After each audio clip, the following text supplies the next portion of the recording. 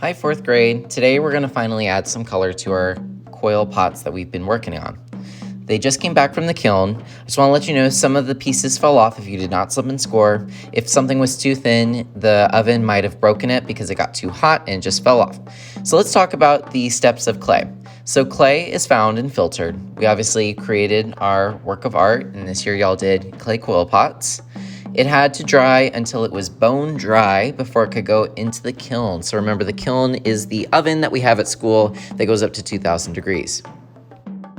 The traditions for coil pottery in the Southwest go back for many centuries. The Pueblo people lived in the Colorado Plateau, an area geographically rich in fine marine clays. They developed a tradition for gray and white pottery, but then they started adding these warm colors, and they were known for how smooth their pottery was. What I want you to take away from this project is that coil pottery has a lot to do with culture. Oftentimes, humans create out of what's around them. So for instance, the Aztec people found gold under their ground, so they used a lot of gold. Native American and indigenous cultures all over the world found clay, and thus they made clay pottery. Your pottery could be special to you. It could be something that is a gift for someone. It could be something for you. You might want to use it for an actual purpose, or maybe it's just for decoration. If you did not get yours back today, in a moment, I'm going to have you guys come around, pick up yours. Remember, it has your initials on it, so you shouldn't be confused on what yours is. If there is something that has fallen off it or it's broken, just understand that I can't go back and fix it. If yours was destroyed in the kiln, I can give you model magic and you can try recreating it. Make a little pancake and then roll some coils and create your own today in model magic while we move on to adding color. You should have picked up your watercolor. If you don't have this, that's okay. I will give you one. Just make sure you take a Sharpie and write your name on it. We're also going to be using a little bit of water. If you don't have water, you can go to the sink and just fill up a little bit is all you need. Please don't fill it up all the way. That's how messes happen. You're going to add your favorite colors to this coil pot. And I want you to try your best on this project. I believe we'll have some time to add Mod Podge, which will make it all shiny, and will also make it tougher. These are very fragile. Some things that you don't want to do is you don't want to hold it with one hand. You want to hold it with both hands whenever you're picking it up. Do not let anyone that you don't trust come near your pot, because we all have that one person in every class that likes to touch your stuff and you know that they're gonna break it. You have your watercolor kit. Inside your watercolor kit is your paintbrush, unless you lost it, shame on you. Before you start, you might wanna think of a color scheme. Some of you might be using all colors, some of you might just be using one color for your coil pot. It's whatever your vision is. I think I'm gonna do like galaxy inspired, so I might do black, purples, blues. Maybe yours is like a fire coil pot, so you wanna use the warm colors. Go ahead and just talk to someone around you and explain to them what your vision is for this clay coil pot. All right, when you're ready, you'll get obviously your water and a paper towel.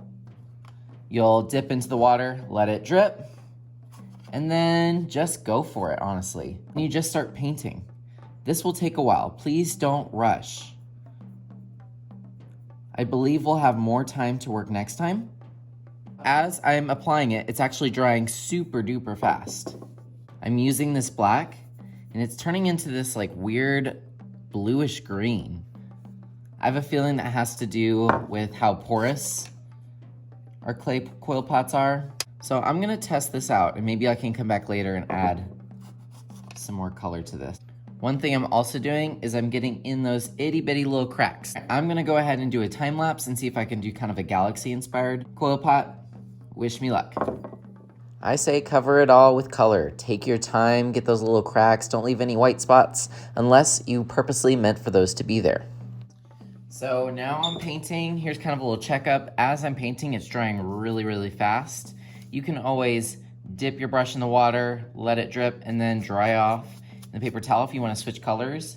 Go back in. I'm going to see if I can add some purple into where I just painted and see if that'll kind of mix.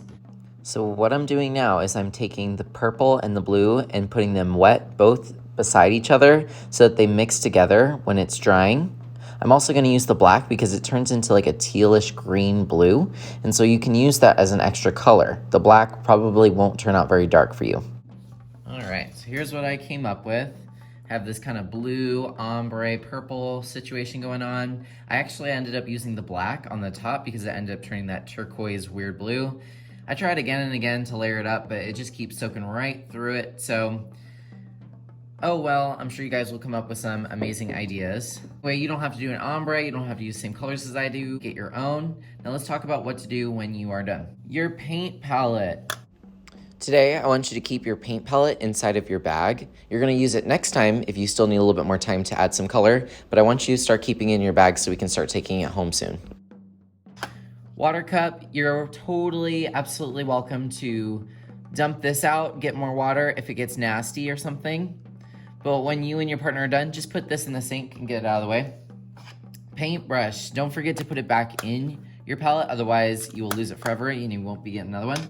Your amazing artwork needs to be kept safe, so just put it into the 4th grade bin on the back counter and I will sort it into your class's cabinet by the end of today. Of course, paper towels go in the trash. Take a wet wipe and then clean your table. Once you've cleaned your table, then you are done for the day.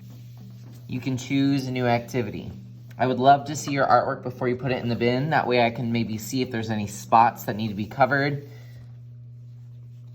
Next time we'll have an opportunity to add maybe another layer of paint if you would like. Maybe think about some goodies that you might want to glue on it. Do you have any gemstones at home that you want to glue to your clay coil pot? Or just any ideas in general of things you might want to bring to work on? I'm going to leave it up to you if you want to bring stuff for next week to add to your quill pot. It could be glitter, could be gemstones. I want to bring some pipe cleaners and make a little handle. Alright guys, have a wonderful day and don't forget to clean your table.